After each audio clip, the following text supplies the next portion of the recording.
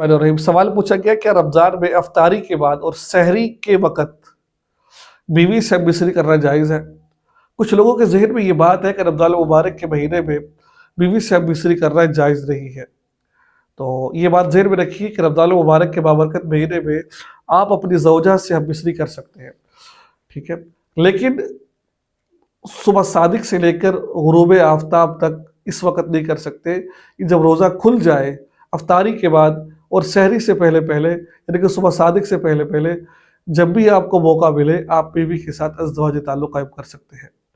بہت سارے لوگ کہتے ہیں کہ مولانا صاحب یہ جائز نہیں ہے، اور ایک بات اور ذہن میں رکھیے، اگر کسی شخص نے روزے کی حالت میں بیوی کے ساتھ ازدواج تعلق قائم کر لیا ہے، یعنی کہ مصری کر لی، دخول کر لیا، تو یاد رکھیے کہ اس آدمی کے اوپر کیا آئے گا، اس پر قضا بھی آئے گی، کفارہ بھی آئے گا۔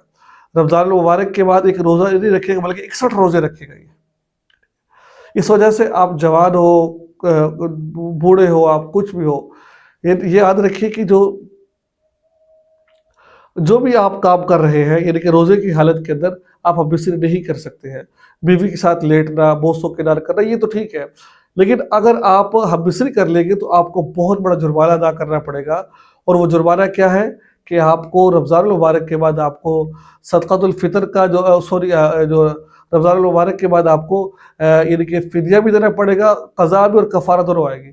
قضا کیا، ایک روزہ رکھنا پڑے گا، اور کفارہ کیا، 60 لگاتار روزے رکھنے پڑیں گے۔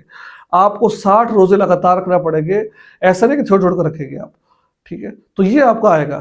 تو کوشش کیجئے رمضان المبارک کے مہینے کے اندر ہم مصری بالکل بھی نہ کیجئے، روزے کی حالت میں، روزے کے بعد آپ کر لیجئے، اور یاد رکھیے جب آپ ہم مصری کر رہے ہیں تو کوشش کیجئے کچھ دیر بعد غسل کر لیجئے، ناپاک مت رہیے۔ کچھ لوگ بہت دیر تک ناپاک رہتے ہیں۔